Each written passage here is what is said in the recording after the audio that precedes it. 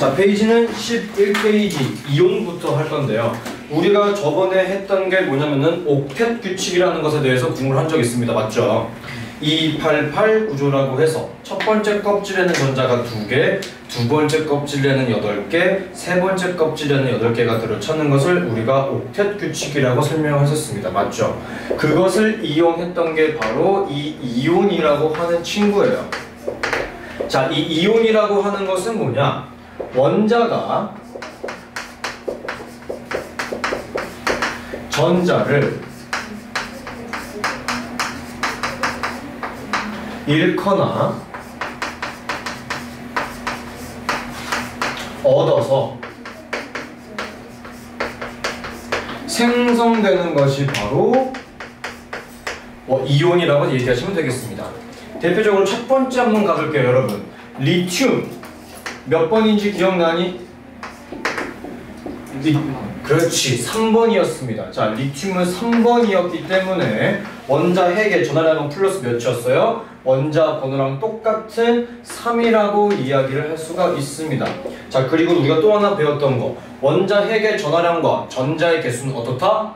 같다. 그러므로 인해서 전자 총 3개가 들어차야 되겠지? 근데 첫 번째 껍질에는 2개밖에 못 들어차고 두 번째 껍질에는 전자가 총 3개이기 때문에 1개밖에 없다고 이야기를 할 수 있겠습니다. 맞나요? 그리고 모든 원자들은 저 옥텟 규칙을 반드시 만족하고 싶어 했었어. 그치? 그렇기 때문에 전자 7개를 받아들이는 것보다는 전자 1개를 버리는 것이 더 편하다고 이야기를 했었습니다.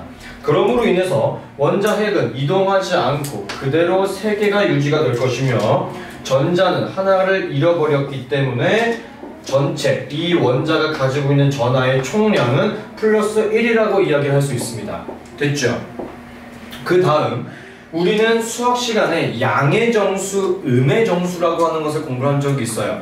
양이라고 하는 것은 대부분 다 플러스를 갖고 있게 될 것이고 음이라고 하는 것은 마이너스 값을 갖고 있게 됩니다. 그러므로 이 친구는 지금 플러스 1의 전하를 가지고 있다 라고 표현하면서 양, 플러스의 값을 갖고 있기 때문에 여기다가 양이라고 하는 단어를 하나 붙여서 L, I, 1 플러스라고 하는 양이온이라고 설명을 할 수가 있겠습니다. 대충 이해가 돼야 되는 거야. 자, 그 다음 플로린 한번 해보자. 플로린 몇 번? 세야지. 몇 번? 9번입니다. 자, 9번이라고 한다면 원자 핵의 전하량은 플러스 9일 것이고요. 첫 번째 껍질에는 전자가 몇 개? 2개. 두 번째 껍질에는 전자가 몇 개? 7개밖에 들어가지 못하겠지. 자, 여기서 옥텟 규칙을 완전히 만족하기 위해서는 전자 1개를 가지고 와야 할 거야.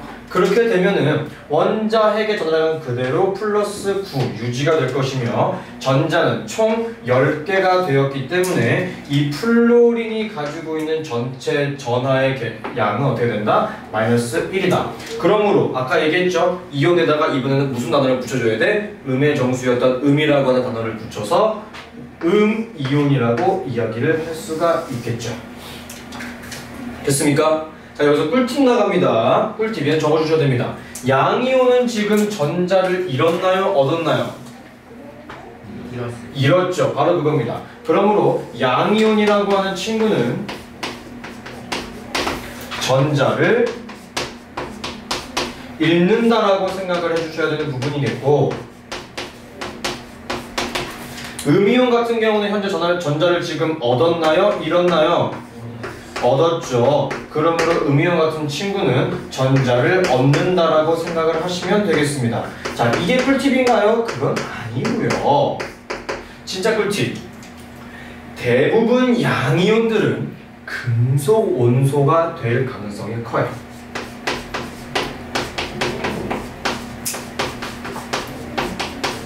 오케이? 금속 원소가 될 가능성이 크다.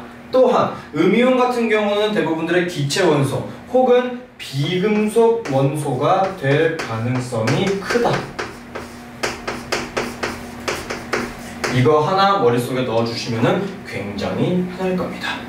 자, 이렇게 그냥 넘어가면 굉장히 쉽겠지만 이거를 이름을 부를 때가 굉장히 또 곤란하네. 어떻게 불러야 되는지 한번 보겠습니다. 첫 번째는 양이온 같은 경우는 그냥 뒤에다가 이온이라고 하는 글자만 붙이면 돼. 그래서 Li 플러스인 리튬 같은 경우에 대해서는 이온을 부를 때 어떻게 부르면 된다? 그냥 플러스 E만 붙이면 된다. 그럼 무슨 이온이야? 리튬 이온. 이렇게 읽기만 하면 끝납니다. 오케이? 이해했죠? 그럼 나트륨은 어떻게 읽어야 돼? 나트륨 이온. 끝이야. 이해했어? 그냥 원소 이름 뒤에다가 이온만 붙이면 끝나는 겁니다. 그러므로 얘는 그냥 리튬 이온이야. 근데 이 음이온이 굉장히 좀 스트레스를 받게 해주는 친구 중에 하나가 돼요. 음이온은 대부분 비금속 원소, 즉 기체 원소들이 대부분이라고 이야기를 했기 때문에 다 뭐로 끝나게 되느냐? 무슨 소로 끝나게 돼요. 오케이? 음이온이 될 때 이 소라고 하는 글자를 내다 버리시고 이 뒤에다가 무슨 화이온을 붙이면 됩니다. 대표적으로 산소 같은 친구는 E-가 되거든요. 전자를 2개 얻는 친구야. 그러면은 소로 끝나기 때문에 소를 버리면 되겠죠. 그리고 화를 붙이면 어떻게 읽어야 될까? 얘기해봐. 산화이온이라고 읽을 수 있겠지.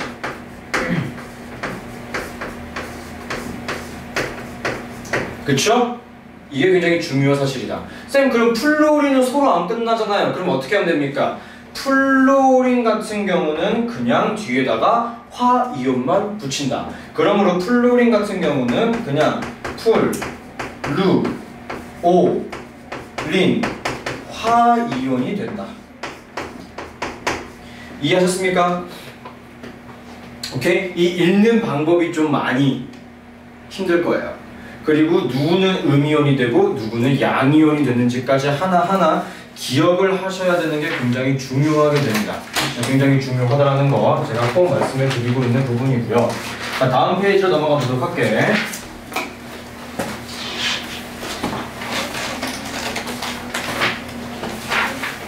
자, 다음 페이지 넘어가 보면은 이온의 전하 확인이라는 친구가 등장을 하게 돼요. 3번이라고 이야기를 하고 있죠.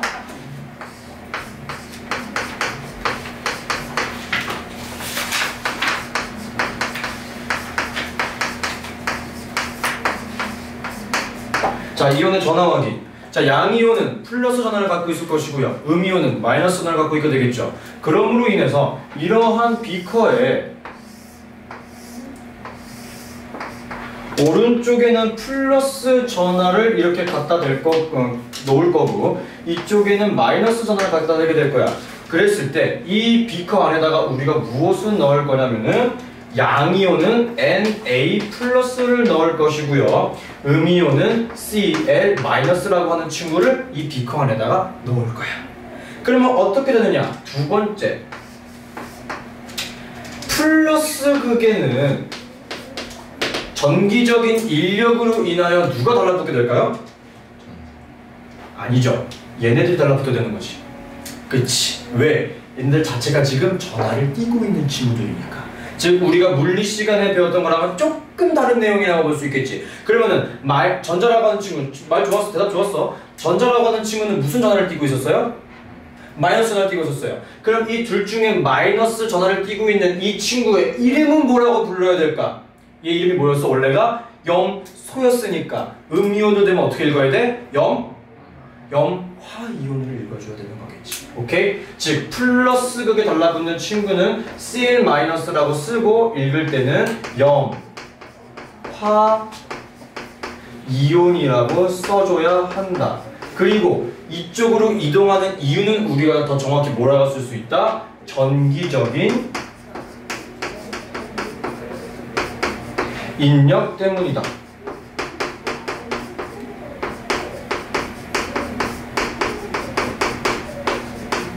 됐죠? 오케이? 자, 그럼 세 번째. 마이너스 극에는 그러면은 누가 달라붙게 될까? 우리가 물리 시간에 배웠던 걸 생각하자면은 원자 핵이 원자 핵은 이동하지 않으니까 그치, 달라붙을 수 없겠네. 오, 나도 순간 말하면서 흠칫했어. 자, 그러면 얘는 원자 핵은 아니고 이온이니까 얘는 움직일 수 있겠네. 얘는 쓸 때는 어떻게 쓴다? 그냥 Na 플러스라고 쓰게 될 것이고, 읽을 때는 원래 NA가 뭔가요? 나트륨. 이 뒤에다가 이온이라고 하는 단어만 붙여줘서 나트륨 이온이라고 쓸 수 있겠죠. 자, 마찬가지로 Na 플러스, 즉 나트륨 이온이 마이너스 극에 찰싹하고 달라붙는 이유는 무엇이다? 전기적인 입력 때문이다.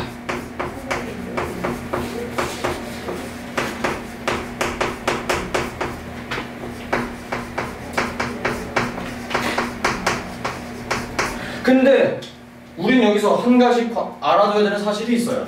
여러분, 우리 전기적인 인력이라고 하는 것을 화학 시간에 배웠나요? 물리 시간에 배웠나요? 물리 시간에 배웠어. 그치? 근데 물리는 2단원이고 얘는 1단원이야. 그러면 만약에 서술형에 왜 이동하나요? 라는 말이 나왔을 때 질문을 했어. 그럼 우리가 기억 열심히 해서 전기적인 인력 때문이라고 딱 쓰면 어떻게 되느냐? 감점될 요인이 있어요. 왜? 넌 아직 이거 배우지 않았다 라고 얘기할 수 있기 때문이다. 그럼 도대체 우리가 답을 어떻게 써줘야 하는 것이냐? 의외로 간단합니다. 네 번째, 이온이 이동한 이유는 그냥 이렇게 써줘야 되는 겁니다. 어떻게 써줘야 한다? 전하를 띄고 있어서.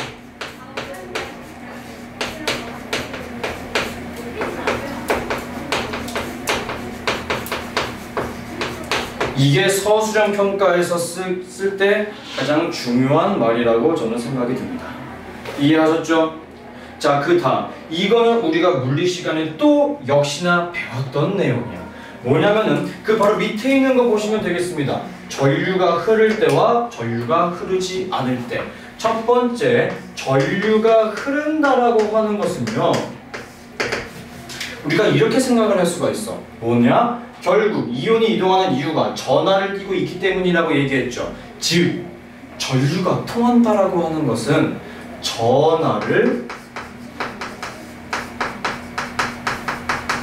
띈 물체가 있어야 돼? 없어야 돼? 있어야 된다.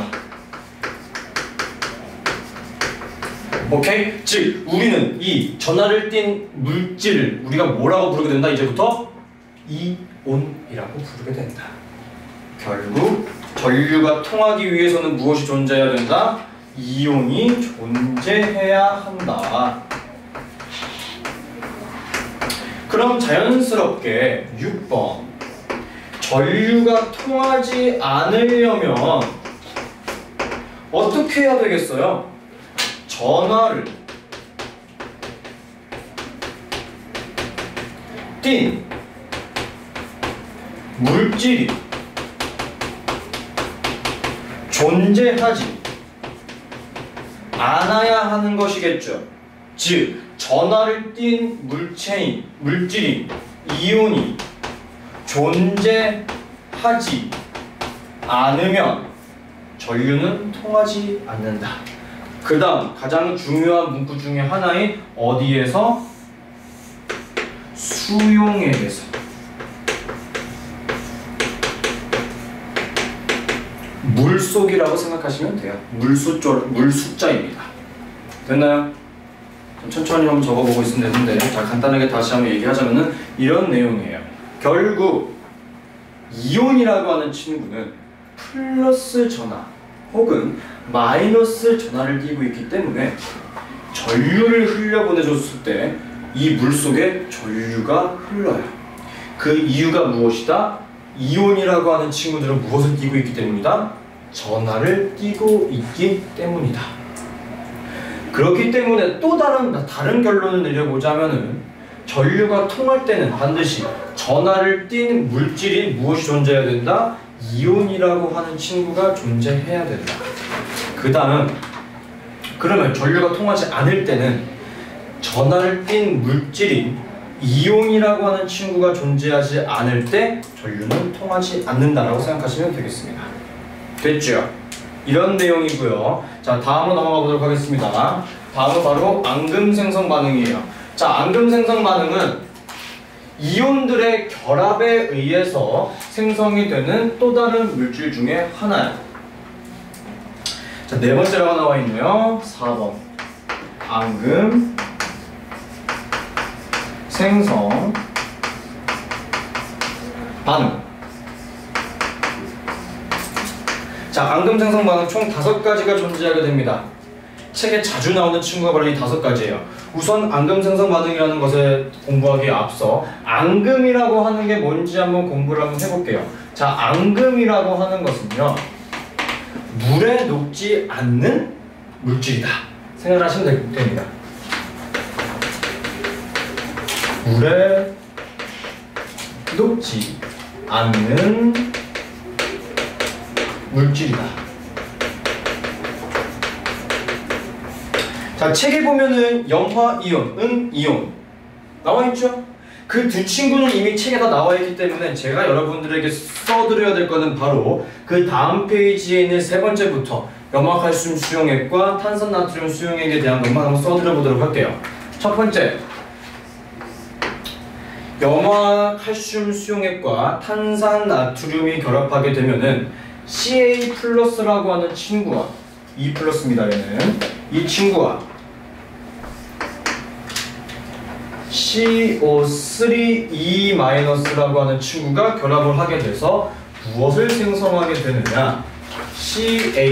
CO3라고 하는 새로운 물질이 탄생을 하게 돼요. 자, 우리는 여기서 기억해야 될 것이 바로 이름들이겠죠? 이온을 어떻게 읽어야 하는가? 얘는 원래 이름이 칼슘이었죠? 그렇기 때문에 얘는 그냥 칼슘 이온이다. 이렇게 쓸 수가 있겠고, CO3는 우리가 이렇게 씁니다. 탄산이온. 그래서 생성된 앙금의 이름은 뭐냐면은 탄산칼슘이다.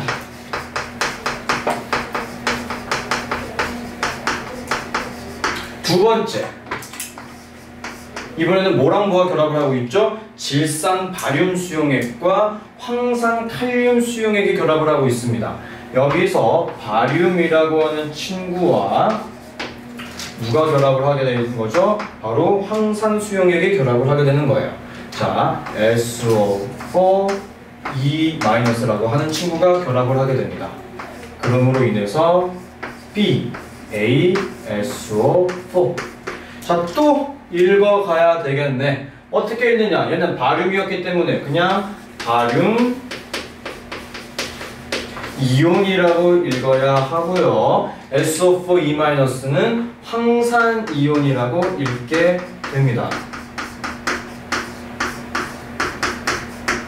그래서 합쳐진 것은 뭐다? 황산 바륨이라고 읽게 됩니다.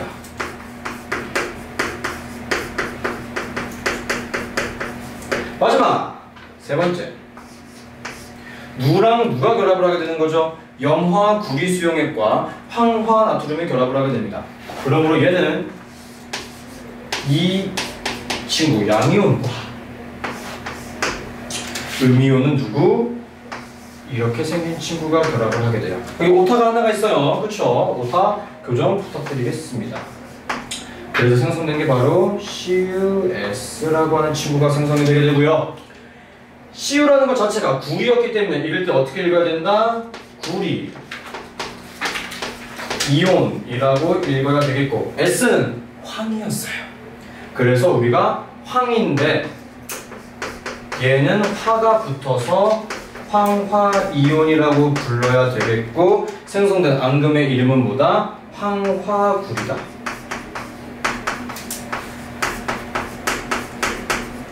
자, 열심히 지금 밑에다가 이것들은 한글들은 써준 다음에 전 페이지로 넘어가게 되면은 여러분, CaCO3 탄산칼슘의 이온 색깔이 어떻게 되니?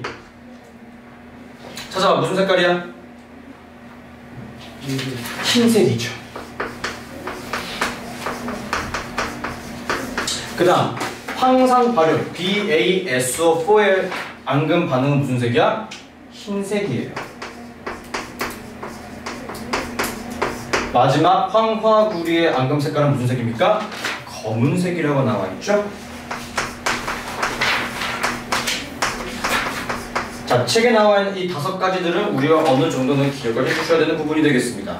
자, 그 다음 앙금 생성 반응을 다 이렇게 보고 나니 알 수 있는 게 있어요.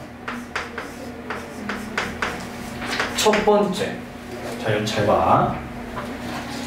2 플러스랑 플러스 2랑 오케이? 2 마이너스랑 더하면 몇 되니? 0 나오지. 얘도 2 플러스랑 2 마이너스랑 더하면 몇 나오니? 2 플러스랑 2 마이너스랑 더하면 몇 나오니? 즉 앙금은 지금 여기 위에 플러스 마이너스가 붙어 있어요?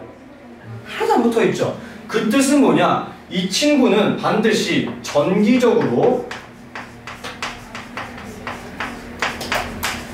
무슨 성? 그렇지, 중성이다. 그리고 한 가지 더 여러분들 알아두시면 좋은 것 하나. 양이온들이 대부분 다 금속 원소였죠. 그러므로 이 앙금이라고 하는 친구는 금속 원소와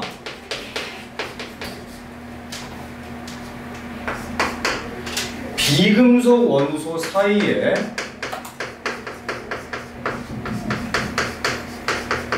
결합이다라고 생각을 하시면 되겠습니다. 됐죠? 됐죠? 그치? 굉장히 중요한 일 중에 하나라고 제가 지금 말씀을 드리고 있는 거고요. 자, 그 다음 쫙 봐봐. 대부분 앞쪽에 오는 게 뭐야? 양이온이야, 음이온이야? 그쵸. 근데 읽을 때는 뒤에서부터 읽어. 이게 힘들어. 그쵸? 앙금을 화학식으로 쓸 때는 뭐부터 쓴다? 양이온을 먼저 쓰고 그 뒤에 무엇을 써야 된다? 음이온을 써줘야 하는 거야. 그쵸? 하지만 읽을 때는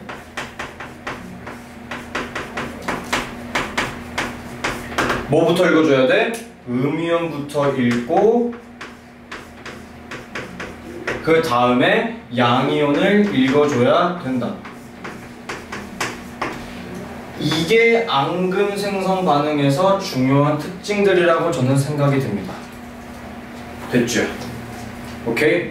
대부분 다 이렇게 될 것이다. 그리고 또 하나, 앙금 생성 반응 마지막에 책에 나와 있는 식 자세히 보시게 되시면은 앙금 밑에다 화살표 아래로 되어 있죠.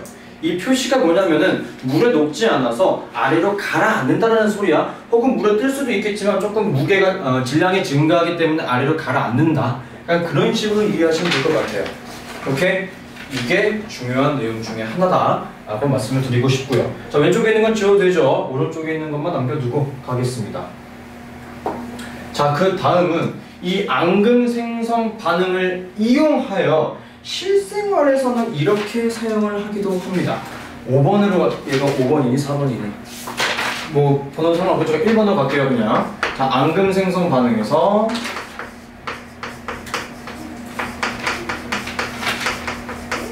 앙금 생성 반응의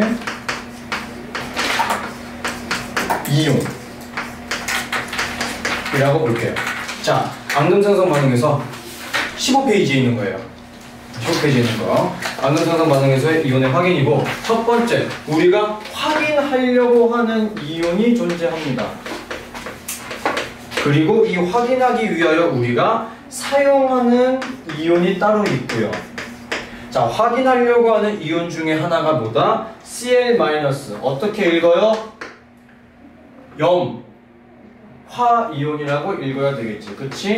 얘를 우리가 염화이온이라고 읽어야 한다. 그리고 이 염화이온을 검출하기 위해서 우리가 무엇을 사용한다? Ag+라고 하는 무슨 이온? 은이온을 사용을 하게 된다. 그래서 제일 마지막에 생성 확인 방법이라고 되어 있는 게 뭐냐면 결국에는 염화은이라고 하는 친구가 생성이 된다.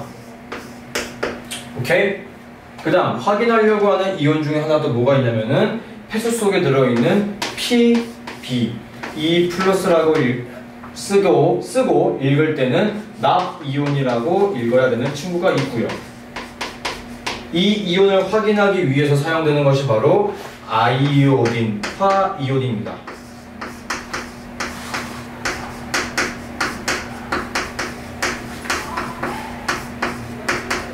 근데 잘 봐봐. 이 두 개 합치면 플러스 1 나오죠? 개수가 안 맞죠? 근데 분명 얘기했지. 전기적으로 중성이다. 이 위에 어떤 숫자도 쓰이면 안 된다. 그래서 생성되는 이온은 어떻게 써줘야 된다? P, B, I, 2로. 아이오딘이 두 개가 되어야지만 납과 전기적으로 중성을 이루게 될 것이니까요. 됐죠? 여기까지 하겠습니다.